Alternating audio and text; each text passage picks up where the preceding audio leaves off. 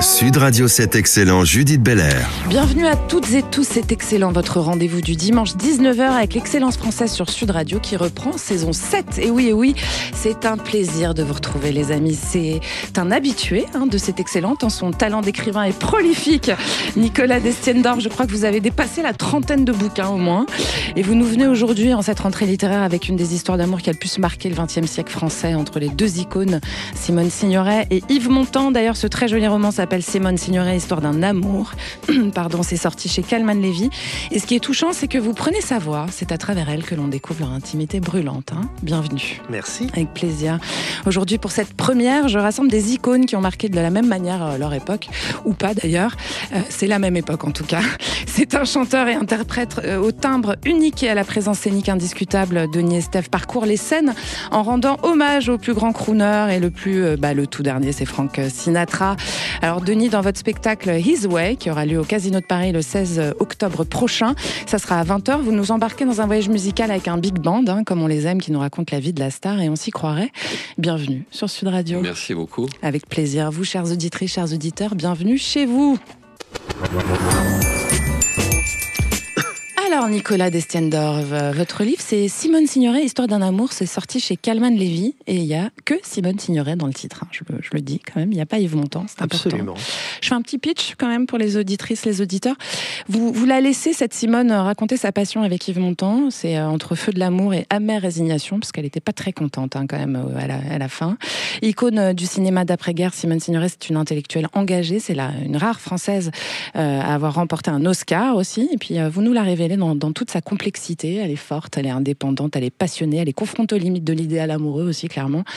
C'est un récit incisif. Puis alors, ce qui est intéressant en plus, c'est qu'elle était fascinée par Marilyn Monroe. Qui a quand même, avec qui on sait son mari l'a trompée. On parle de l'époque des grandes stars.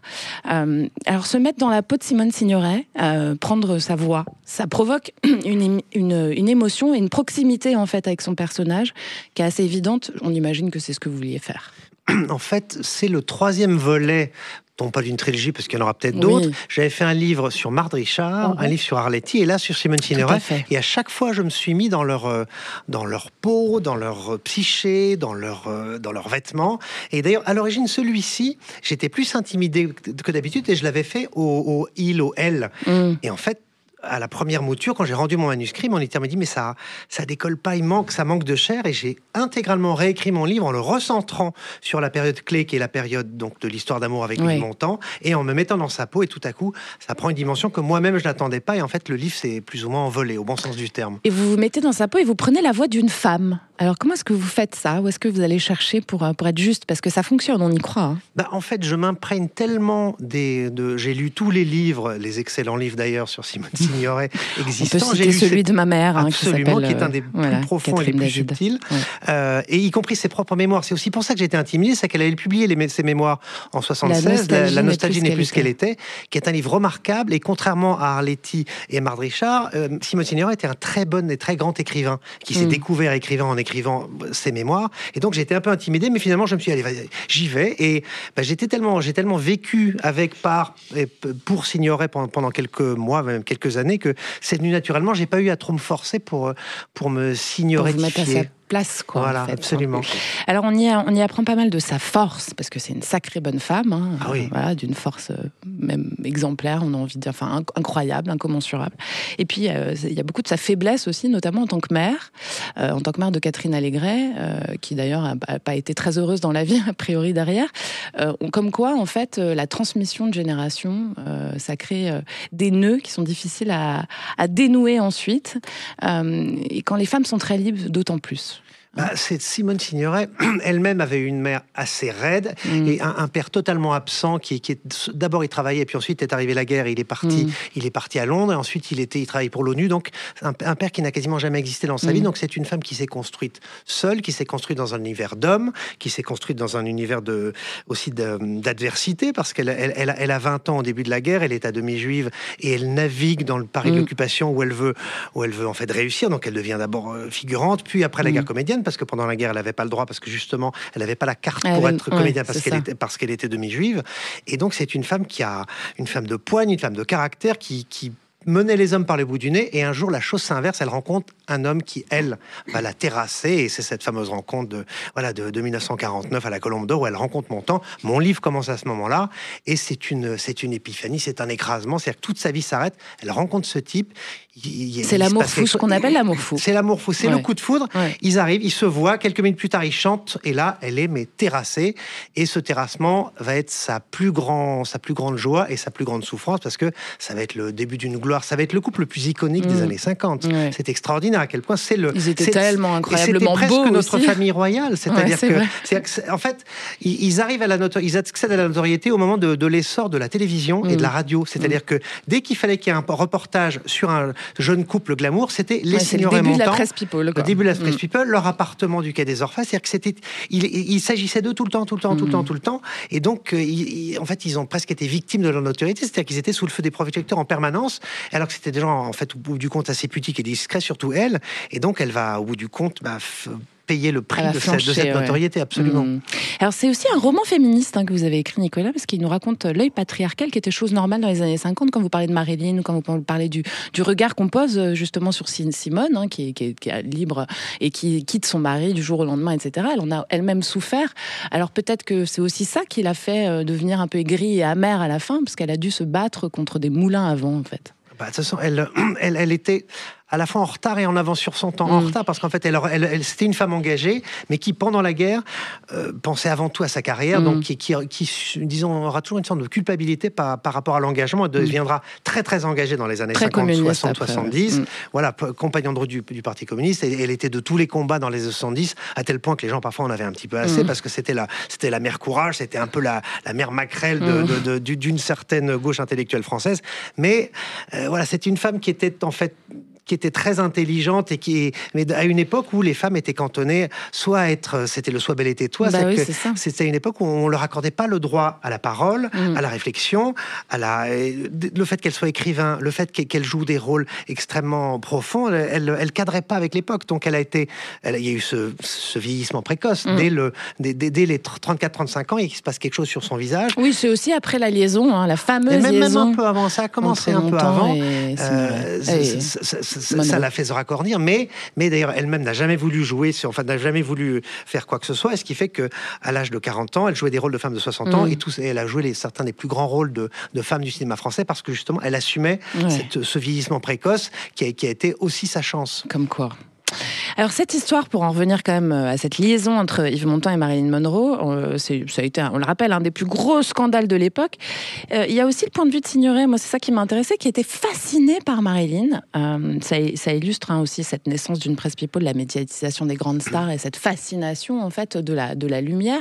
Mais c'est aussi cette fascination pour la femme objet qu'elle n'était pas finalement. Mais en fait, elle avait beaucoup de tendresse pour Marilyn, mais c'était un peu une grande sœur pour elle, parce qu'il y a cette fameuse, voilà, cette fameuse année où les Montand partent à Hollywood, elle, pour commencer à tourner des films et recevoir son Oscar, et lui, qui était encore une star de la chanson, et ils sont au Beverly Hills Hotel, les fameux 2 bungalows côte à côte, avec Arthur Miller et Marilyn Monroe, et Montand et Signoret, et se crée une espèce de ballet amical. C'était vraiment 2 couples amis, il n'y avait pas d'ambiguïté, et tout à coup, les 2 comédiens, enfin Montand et Marilyn, jouent au cinéma, et il se passe quelque chose, et surtout Miller doit retourner à New York, et Simone va tourner un film en Italie, et là ils restent tous les deux, et là le chassé naturel il revient au galop, et Montand redevient le redoutable et fascinant séducteur qu'il était. Et ce qui est terrible, c'est que Simone Signoret apprend ça par la presse, c'est-à-dire que tout à coup elle découvre elle est en Italie, elle est en Italie, c'est sa fille qui l'appelle. C'est-à-dire que subitement elle devient la coquille universelle, c'est-à-dire qu'elle est la femme trompée pour la planète entière, c'est-à-dire que son mari la trompe avec la femme la plus désirée et désirable du monde. Ce qui est un camouflet terrible. En plus, elle avait confiance en l'un, en l'autre. Plus elle allait plus en Marilyn qu'en Montand, parce qu'elle savait que Montand faisait ça, mais elle Marilyn, oui, moi j'aurais pas eu confiance. Absolument. mais ça, c'est là que ça. En fait, c'est plus qu'une perte de cœur, c'est une terrible blessure d'orgueil aussi. Et ce qui est intéressant aussi dans votre écriture, techniquement, un petit peu plus techniquement, c'est qu'il vous a fallu équilibrer l'exactitude historique de ce fait et puis la liberté romanesque. presque aussi. Hein.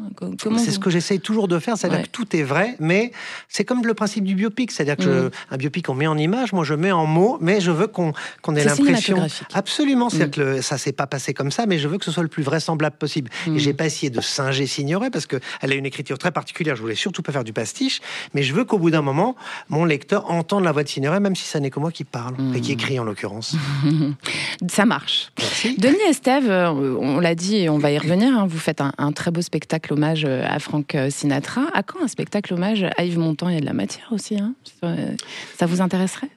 Écoutez, je ne connais peu. Vous êtes très crooner, vous. Très crooner, oui. Yves Montand, c'est pas du tout mon registre. Style musical. Non, c'est plutôt Nat King Cole, Elvis Presley, Ray mais Charles. Chez les Français, il y en a ou pas? Charles Aznavour. D'accord, ok. Francis Cabrel. Ouais. Francis Cabrel. C'est un crooner, Francis Cabrel? Il a une technique, il a toujours une technique de chant, un petit peu de rubato aussi. Il est dans le... Je suis fasciné par lui depuis que j'ai 20 ans, Francis Cabrel. D'ailleurs, pour cela que j'ai appris la guitare pour chanter ses chansons. Ouais. Absolument. Ah, vous allez peut-être nous en pousser une petite alors? Sans guitare, oui, a cappella alors, si vous voulez. Allez, dans un instant, vous restez avec nous parce que Denis Estève va pousser la chanson certainement. C'est excellent sur Sud Radio. On vous revient avec l'écrivain Nicolas Destiendorf et son hommage à Simone Signoret, puis le chanteur et interprète Denis Estève et son hommage à Frank Sinatra. C'est iconique aujourd'hui sur Sud Radio. Sud Radio, c'est excellent. Judith Belair. Merci d'avoir choisi Sud Radio. C'est un bon choix, je dirais même plus. C'est excellent. Avec moi ce soir, l'écrivain Nicolas Destiendorf, auteur de Simone Signoret, Histoire d'un amour, c'est sorti chez Calman Levy. Et puis le chanteur et interprète Denis Estève et son spectacle His Way, c'est au Casino de Paris. Notez bien la date, hein, c'est le jeudi 16 octobre prochain et c'est à 20h. Alors justement, on écoute un petit extrait quand même, avant que vous fassiez un a cappella. In the llama land, there's a one-man band, and he took his flute for you. Come on, fly me to the moon, let me play among the stars. Let me see what spring is like on Jupiter and Mars. But each time I do, just the thought of you make me stop before. Because I got you under my skin. There, I'm gonna make it anywhere. It's up to you, New York, New York.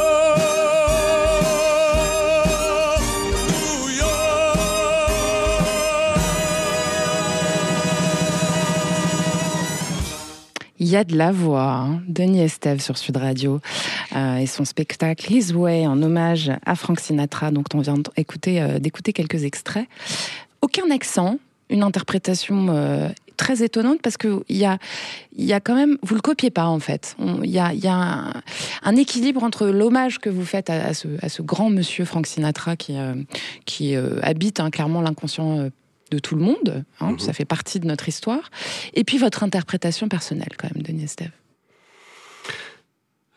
Frank Sinatra, c'était l'authenticité brute, c'est-à-dire qu'il n'y avait pas d'artifice avec lui, c'était le micro, le live, la chanson plus parlée que chantée, pardon. Il était dans l'authenticité et il voulait transmettre un message. Donc non, je suis plus, nous sommes plus, parce qu'on est quand même une grande équipe, dans cette démarche de vouloir retransmettre une authenticité dans ce spectacle, dans les messages qu'il a voulu porter. Donc non, le plagiat aurait été ridicule et Comment puis vous impossible. L'abordez ? Comment vous faites pour trouver votre voix, justement, quand on aborde le répertoire d'un aussi grand artiste? On doit trouver sa voix dedans, c'est pas si simple, hein? Il faut d'abord comprendre le message porté par la chanson. Chaque chanson a son message, et donc il faut rentrer dans l'interprétation. Quand j'ai fait quand même pas mal d'années au conservatoire, et c'est la première chose que mon professeur de chant m'a appris, c'est: Denis, il faut absolument que tu saches ce que tu chantes. La donna est mobile, tu vas pas la chanter comme ceci, il faut que tu la chantes comme ça, il faut que tu comprennes ce que tu chantes. Donc traduis les textes, imprègne-toi du message. Et je pense que c'est à partir de là, dès l'instant où on a ce message, qu'on arrive à trouver quelque chose. Ça devient naturel après. C'est-à-dire que voilà, I've Got You Under My Skin, c'est une chanson d'amour. Quand vous le dites avec le grain dans la voix et tout, même en parlant, ça marche. Hein. C'est vrai. Ouais. Écoutez, j'en suis ravi. On va venir vous voir. Et alors, ce qui est intéressant, c'est que vous avez choisi Frank Sinatra, on a compris, vous aimez les crooners. Bon, c'est un personnage tout aussi complexe que les deux grands personnages dont on vient de parler, c'est des icônes. Bien sûr. Donc c'est une espèce de monstre comme ça, qui n'était pas tout blanc ni tout noir d'ailleurs, c'était un mélange, c'était un vrai humain. Est-ce que c'est ça qui vous a touché chez lui aussi, cette espèce de dualité assumée finalement, comme vous dites, authentique en fait, du personnage? Un authentique, un passionné, un engagé. Il a défendu beaucoup de causes. D'ailleurs, la première d'entre elles, et la plus importante à mon sens, ça a été son combat contre la ségrégation, parce que les artistes noirs, à l'époque, ne pouvaient pas dormir dans les hôtels où ils se produisaient. Et dès l'instant où il a atteint la notoriété, à Vegas notamment, partout on n'acceptait pas les chanteurs et les musiciens noirs, ils ne chantaient pas. Il y a une histoire comme ça avec Marilyn Monroe aussi et Ella Fitzgerald, je crois. C'est la même époque. Absolument. Mais on a vu Marilyn Monroe se baigner dans sa piscine à Palm Springs à plusieurs reprises. Est-ce qu'on a vu Simone Signoret? On aimerait bien savoir. Je ne sais pas. S'agissant de la Fitzgerald, c'était une grande amie de Frank Sinatra. C'est d'ailleurs Frank Sinatra qui l'a relancée, la Fitzgerald, dans les années 50. À un moment donné, elle a perdu de la notoriété. C'est lui qui est allé la chercher, qui a fait en sorte qu'elle retrouve un producteur pour refaire des albums. Donc c'était un amoureux des artistes, des autres aussi, des gens à cœur. C'était un altruiste absolu avec toutes ses équipes, ses musiciens, ses arrangeurs. Des arrangeurs exceptionnels. Nelson Riddle, Quincy Jones. Bien sûr. Quincy Jones. Et il s'est battu pour eux. Regretter Quincy Jones. Et ils ont eu ce retour, c'est-à-dire qu'il était vraiment à fond dans leur intégration et il composait les chansons pour lui et à travers lui. Il faisait en sorte que dans les arrangements, parce qu'il n'a rien écrit, Frank Sinatra, il reprenait des titres déjà existants, mais il a eu... il a mis sa patte dessus, clairement, quoi. Oui, oui. Et parce qu'il s'est entouré D'ailleurs, on se demande si c'est pas lui qui les a inventés, les chansons. Oui, mais voilà, aujourd'hui, Fly Me to the Moon, on pense à Frank Sinatra, mais non, c'est un titre de 54. C'est un classique, bien sûr. Donc voilà, c'est cette magie-là. Et effectivement, vous avez raison, quelqu'un de très humain. Et le big band aussi, c'est important. Vous avez un big band sur scène, c'était incontournable. C'est essentiel. Oui. C'est le retour, c'est le live, l'authenticité. À l'époque, aujourd'hui, on a de l'autotune et autres musiques digitales. Ça ne m'énerve pas. Non, mais ça vous touche moins en tout cas. Pas du tout. Ça ne me touche absolument pas en fait. Il se passe. Je ne ressens rien à l'écoute de ce type de musique. Par contre, voilà, un cappella, un piano-voix de Frank Sinatra, de Ella Fitzgerald à l'époque. Voilà, c'est là on a des frissons toujours. Et alors, quand vous répétez, quand vous travaillez sur un spectacle comme ça, est-ce que vous inspirez de la manière dont il travaillait lui aussi, Frank Sinatra, dans le positionnement de l'orchestre, dans la manière dans l'osmose en fait? Est-ce que c'est quelque chose qui vous travaille? C'est une question que vous vous posez? Écoutez, voyez, hier soir, à 22h00, on s'est quitté avec tout le band parce qu'il fallait que je les voie pour parler justement du sens et de l'intention. Je leur ai dit, si vous devez retenir quelque chose, on va faire une date exceptionnelle au Occasion de Paris, mais si vous devez retenir quelque chose ce soir, c'est l'intention que vous allez mettre dans votre jeu. Voilà. Et effectivement, on se voit souvent pour mûrir ça, pour c'est important d'être amis aussi, en fait, quand on est sur scène ensemble, quoi. Les musiciens, par principe, se font la bise en général. Alors, ah bon? Ils se font la bise tous. Après, elles sont plus ou moins franches, mais ils se font la bise. C'est un code. Et alors, ce qui est sympa aussi, c'est que votre spectacle, il est immersif, il est sous-titré. Absolument. L'accessibilité, c'est une vraie avancée pour la culture. Ah oui, mais alors ça c'était essentiel aussi pour nous, qu'il soit complètement inclusif, immersif, bien évidemment. C'est joli, c'est élégant, c'est sobre. Il fallait rester dans le contexte. On a des images, des vidéos qui illustrent les morceaux, mais l'ensemble des chansons, enfin des narratifs des hôtesses est sous-titré. Et effectivement aussi les actrices qui jouent parce que c'est un spectacle, donc on a aussi du théâtre, un petit peu ces hôtesses qui parlent. Tout est sous-titré de façon à ce que le plus grand nombre puisse bénéficier de ce spectacle. C'est un spectacle projet. Il y a une vraie dimension narrative dans ce spectacle. Il y a tant de la musique que des anecdotes, que des souvenirs, etc. Tout à fait. Et comment vous avez choisi les moments que vous avez décidé de valoriser? C'est une excellente question que vous posez là. C'est ce qui vous touche le plus à vous. Il y a tellement de titres qui nous ont touchés. On a sélectionné avec... alors, il y a une métaphore, on part en voyage, c'est une invitation au voyage. Donc on traverse les États-Unis. Ouais.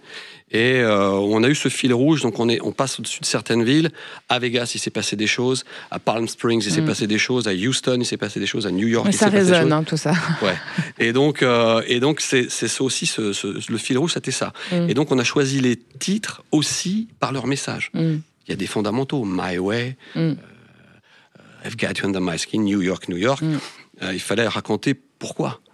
Quelle était la genèse de ces morceaux, comment ils ont été conçus, réécrits. Et choisis par lui aussi. Et puis, voilà, et puis ces deux hôtesses de l'air, donc ça c'est une idée de mon épouse, qui m'a dit, tu sais, faire un récital Sinatra, on s'est déjà vu. Si on pouvait raconter un petit peu sa vie à travers des anecdotes et non pas... les hôtesses de l'air, ça marche avec Sinatra, c'est sûr. Oui, entre autres, il aimait les femmes, il lui rendait bien d'ailleurs. Encore un grand coureur. C'est une question que je peux vous poser à tous les deux, Nicolas Destendorf, Denis Estève. Sinatra, c'est une icône du 20e, au même titre que Signoret et Montand, on l'a dit plusieurs fois pendant cette émission. C'est une époque où les artistes, ils avaient un rayonnement universel, un style intemporel. La notion de star, elle a beaucoup évolué depuis. Est-ce que c'est la fin des grandes icônes ou est-ce que c'est une nouvelle manière d'aborder la célébrité, selon vous, Denis Estève ? Moi, je pense que les artistes comme lui sont intemporels, mais ils sont éternels. Ils vont traverser les... On n'a pas besoin d'en avoir d'autres, quoi. C'est ça que vous dites ? Non, c'était une époque. Donc, ils ont marqué leur temps, mais ils restent modernes aujourd'hui. Non, c'est vrai que sur le paysage musical, bien évidemment, il y a des artistes exceptionnels, mais on n'a pas cette épaisseur. Mais il était le premier, en fait. Ouais, donc, on n'est à jamais le premier. C'est vrai. Qu'est-ce que vous en pensez, vous, Nicolas ? Puis c'est une époque où on pouvait être à la fois chanteur, comédien, enfin voilà, il y avait une... Et puis, il n'y avait pas la démultiplication des écrans, des réseaux sociaux, toutes ces choses-là où tout à coup on devient une star pendant quelques minutes. Voilà, c'était des gens qui travaillaient. C'est une vie entière de travail pour arriver à devenir Sinatra, devenir Montand. C'est pas ce côté éphémère qu'on a maintenant. Donc c'est un travail colossal. C'est une vie de concentration. Et, donc finalement, c'est ça qui a peut-être évolué, c'est cette notion de travail, d'engagement. D'engagement, je sais pas. Effectivement, c'est une époque différente où il y avait uniquement le cinéma. Enfin, voilà, les médias n'étaient pas les mêmes. C'est-à-dire que pour arriver à accéder à la notoriété, il fallait déjà un travail considérable. Et une fois que Sinatra était là, il était là. Denis Estève.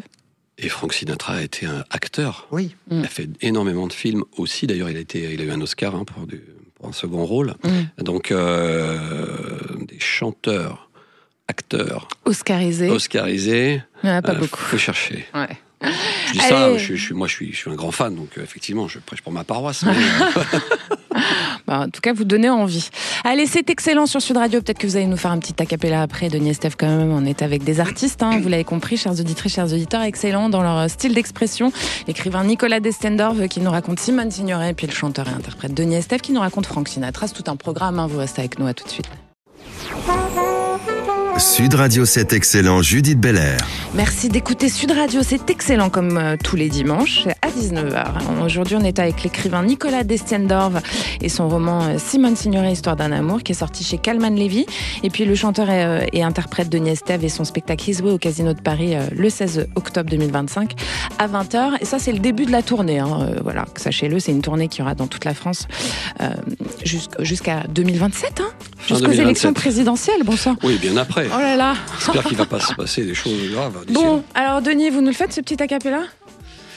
Alors, je vais l'illustrer par une petite anecdote. Un jour, je fais une petite vidéo avec une amie, on fait un duo Sinatra, et puis le technicien qui filmait vient me voir et me dit « C'est incroyable, je vous écoutais, j'avais l'impression d'être... » au rayon jouet des Galeries Lafayette. Je lui dis sympa, merci pour le compliment. Ouais. Mais finalement, c'est vrai, il est dans l'inconscient collectif aujourd'hui. Donc, je sais pas si je penserais aux Galeries Lafayette avec Frank Sinatra. Moi. Oh, the weather outside is frightful, but the fire is so delightful. Since we're no place to go, let it snow, let it snow, let it snow. Oh là là. It doesn't show sign of stopping, and I brought some corn for popping. The light turn down low. Let it snow, let it snow, let it snow. Merci Denis, bravo. Merci. Vous avez une voix très proche de la sienne, hein, de Frank Sinatra. Et il était d'origine latine, était italien. Moi, je suis d'origine portugaise. D'accord. Donc, Vous pensez que ça a quelque chose à voir? Je suis pas sûre, le côté latin, peut-être, je sais pas. Alors, tous les deux, vous avez choisi alors vous d'incarner, vous de raconter la vie d'icônes. Pourquoi les icônes? Nicolas Descendon. Pourquoi les icônes? Parce que, une fois de plus, c'était ma série sur des femmes de poigne, sur des femmes. Ça, vous aimez bien. Voilà. Ouais. En général, quoi. Absolument, j'aime bien. Voilà, c'est sur des femmes qui en ont dans le slip, si je puis dire, pour être élégant. Allez, parlons vrai. Et Simone Signoret, voilà, c'est dans la série des empêcheuses de tourner en rond, des vraies emmerdeuses et des femmes qui tapent du poing sur la table quand c'est important. Et c'est une icône, et c'est plus qu'une icône. C'est-à-dire que ça a été une icône. C'était Simone Signoret. C'est plus que Simone Signoret. C'est tellement de choses. C'est des films, c'est des livres, c'est une présence, c'est une conscience, c'est un engagement.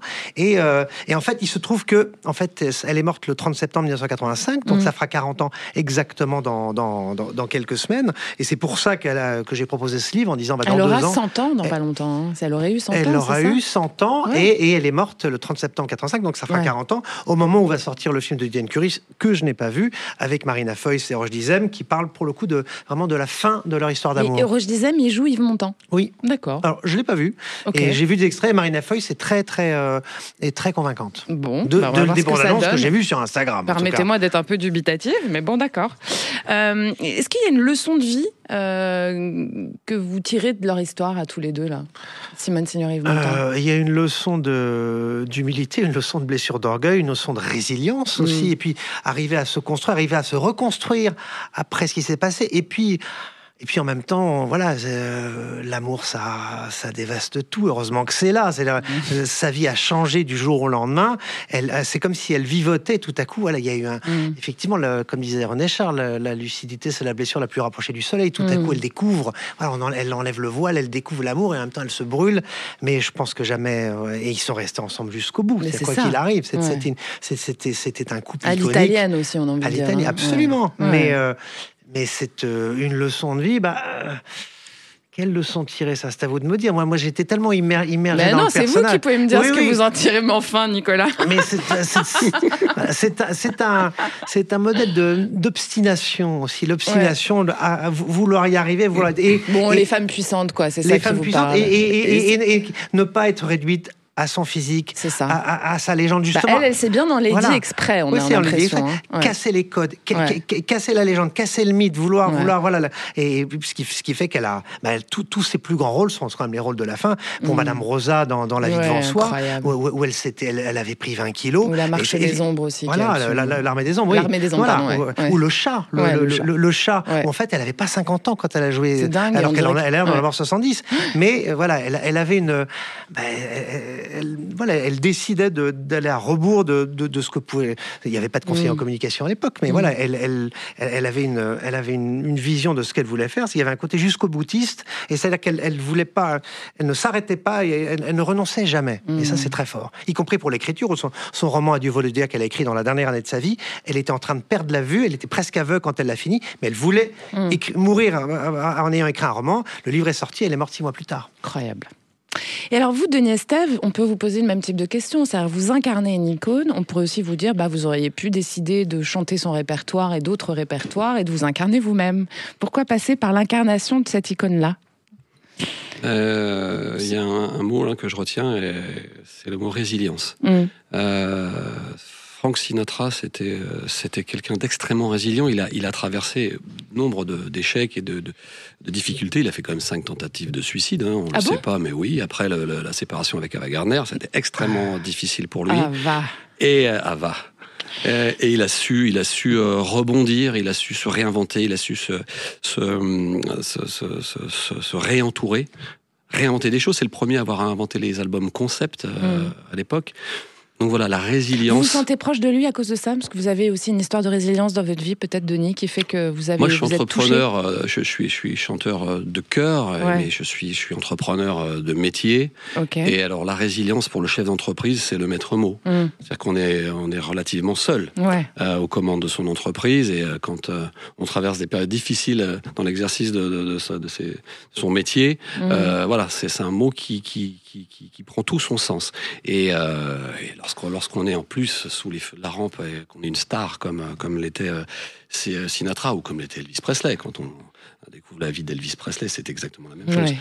Une résilience, une volonté qui a forgé leur personne, et puis qui reste aujourd'hui dans l'inconscient collectif, parce que il y avait l'art, il y avait le talent, mais il y avait aussi cette capacité à être ancré au sol, et puis quoi qu'il se passe, j'y vais, j'y retourne, je réinvente, je reste aware, je reste connecté à ce qui se passe autour de moi. On va marcher sur la Lune, on est en 62, je vais refaire Fly Me to the Moon, on sait jamais si on arrive à marcher sur la Lune, je chanterai. Il est invité à la NASA après pour faire le barbecue des astronautes.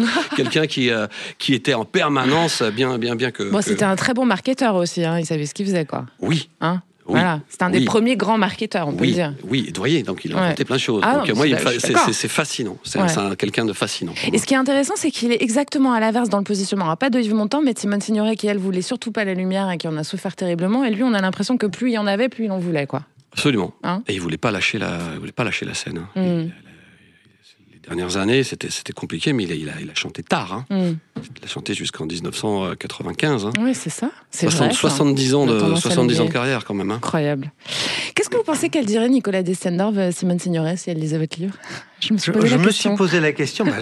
En fait, elle détesterait. De toute façon, elle détestait tout le monde, surtout à la fin de sa vie. Elle dirait, pourquoi t'as fait ça, pourquoi t'as fait ça? Elle prendrait un coup de rouge, elle fumerait une clope. Et elle aurait... Parce que j'ai regardé tous ces passages à la télévision. Elle était terrible. C'est-à-dire, les gens... terrorisée par elle. Elle faisait peur. Elle est passée 3 fois chez Pivot. Pivot, il les a toutes petites et toutes bleues, comme on dit avec élégance. Oui, mais Pivot, pourtant, il se laissait pas démonter comme ça. Pivot, chez Anne Sinclair, chez Philippe Labro, tous ces gens-là. Et tout à coup, elle vous balance comme ça, juste un épithète, boum. Et les gens. Mais parce qu'elle avait une autorité naturelle. Les gens, elle intimait un respect réel et légitime. Mais voilà, c'était un peu la gorgone. C'est-à-dire surtout à la fin, les gens avaient peur d'elle. Parce qu'elle était omniprésente, et on dit que Lady Diana, dans sa vie, tous les matins, elle téléphone à tous les patrons de presse en disant, vous avez vu ce qui s'est passé? Et Elie Lazareff et tout ça obtempérait, disant, bon d'accord, on va en parler. Elle avait un vrai pouvoir, ça aurait été une lobbyiste formidable, en fait. C'était un peu la mère universelle aussi, hein. Oui, c'était la mère universelle, et Dieu sait si pourtant ça a été une mère complexe, qui n'a eu qu'un enfant, qui n'a pas eu d'enfant avec Montand, qui a avorté plusieurs fois. Oui, mais c'était c'est le matriarcat, le vrai matriarcat. Celui qu'on aime. Sinatra, qu'est-ce qu'il en penserait si vous voyez sur scène? Vous êtes posé la question, Denis Estève? Je me suis pas posé la question, mais s'il pouvait m'envoyer un message du genre I'm very proud of you, thank you very much, do your best, and straight ahead.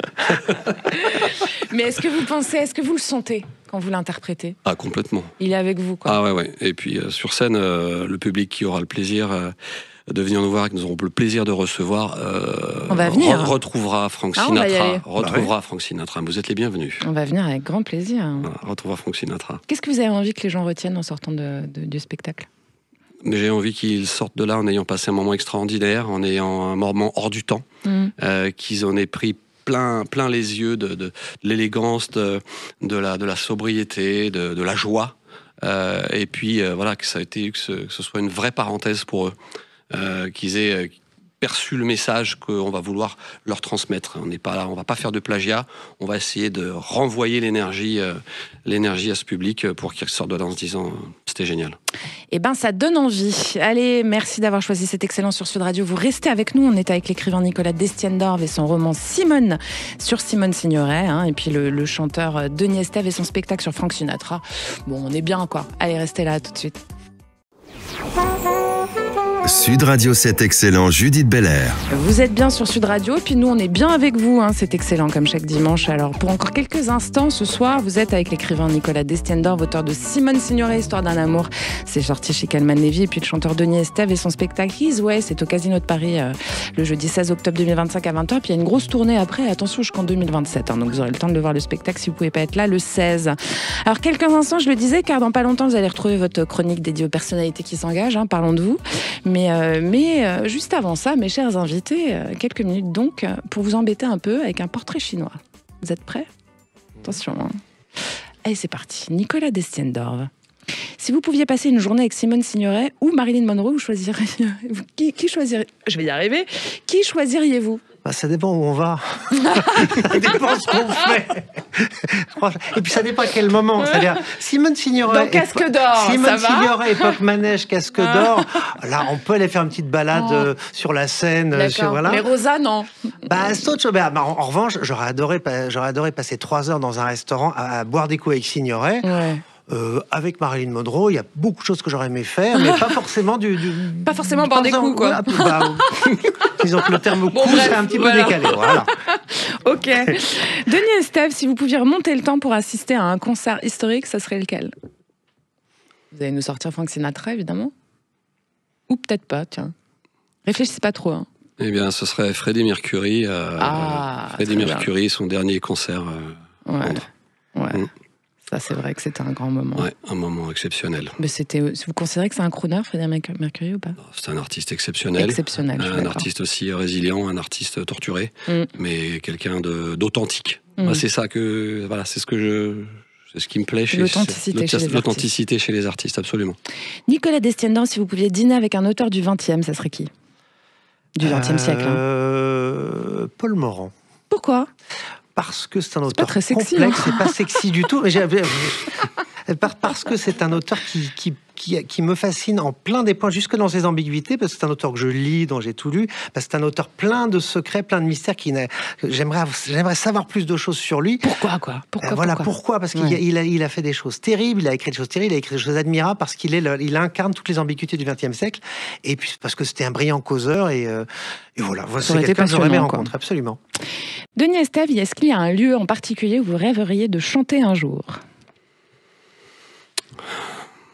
Oui. Allez-y. À Las Vegas. Je ne sais pas pourquoi je m'en doutais. À Las Vegas. Alors, le Sand n'existe plus, mais il y a quelques salles exceptionnelles. Le César Palace. Le César Palace, évidemment. Nicolas Destiendorf, si vous étiez un objet lié à l'écriture. Un objet lié à l'écriture... Qu'est-ce que je serais ? Un petit calepin. D'accord. Un petit calepin qui va dans les poches et qu'on peut retrouver, un petit calepin un peu à l'ancienne qu'on retrouve dans un grenier, qui peut passer de génération en génération. Oui, okay. J'aime bien aller dans les poches des gens. On trouve des choses étranges. On adore. Denis Estève, si vous étiez un instrument de musique. Une guitare. Pourquoi ? Pareil, authenticité, on n'a pas besoin de câble pour qu'elle sonne, on touche la corde et on a le son. Donc voilà, authenticité du... Et puis moi je suis guitariste aussi, donc c'est un instrument qui vibre. Donc, vous avez contre vous, quoi. Voilà, vous récupérez tout de suite la vibration de l'instrument, la guitare, sans aucun doute. Nicolas, quel est le mot que vous écrivez le plus souvent, à votre avis ? Le mot que j'écris le plus souvent...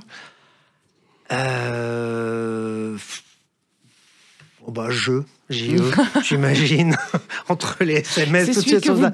Bah oui, les écrivains sont très narcissiques et très égocentriques, donc je crois que même si j'écris sur la vie des autres, je me mets au jeu dans leur jeu.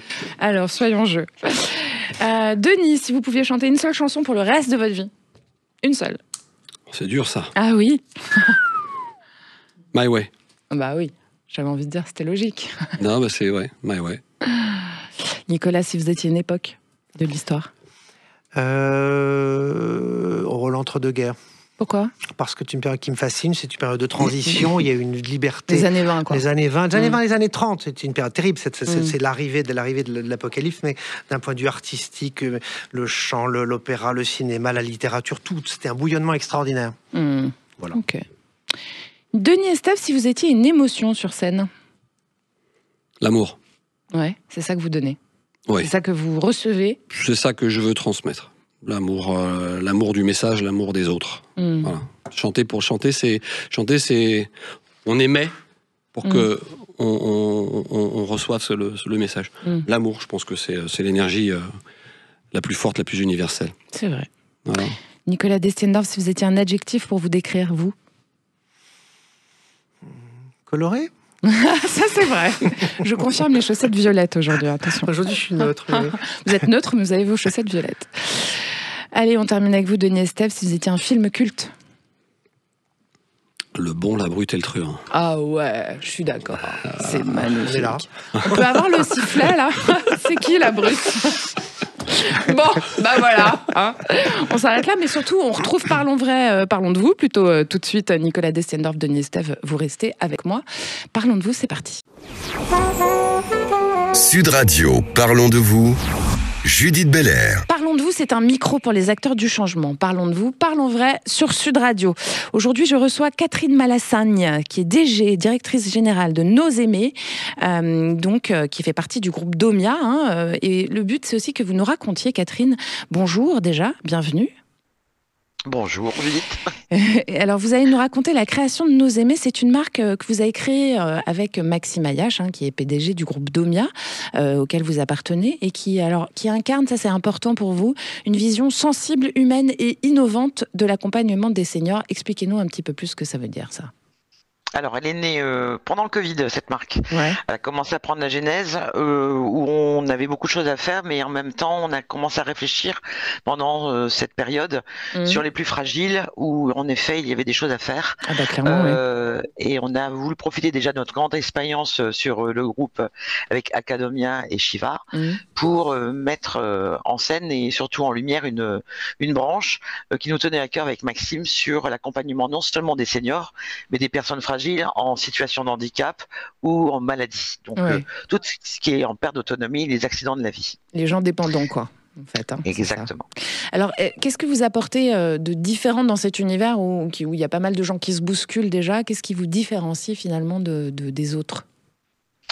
Alors, comment vous dire, je préfère dire qu'on se différencie d'une façon très humaine parce que on a tous vécu et on vit tous des situations d'aidants. Où on se trouve face soit à la maladie ou la perte d'un proche ou la dégradation aussi de nos parents et d'avoir une vision beaucoup plus de proximité pour aussi aider les personnes non seulement qui sont en situation difficile mais les personnes qui sont autour. Oui, c'est vrai qu'on en parle, on en parle maintenant des aidants, mais que c'est un vrai sujet, que souvent ils se retrouvent isolés en fait.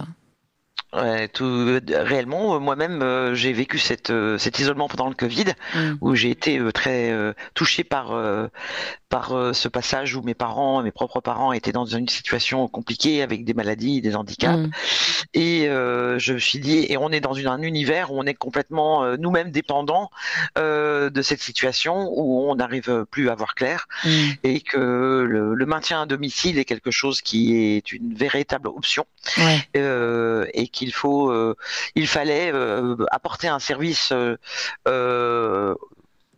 comme je dis, il y a des tas de services aujourd'hui qui existent, mais notre clé d'entrée à nous, c'est de maintenir à domicile le plus possible avec des gens compétents, les auxiliaires de vie, et un encadrement derrière une agence physique avec des personnes physiques qui aujourd'hui vont avoir un véritable service auprès non seulement des personnes en situation de dépendance, mais aussi un relationnel et une écoute avec les gens qui les accompagnent. Ouais.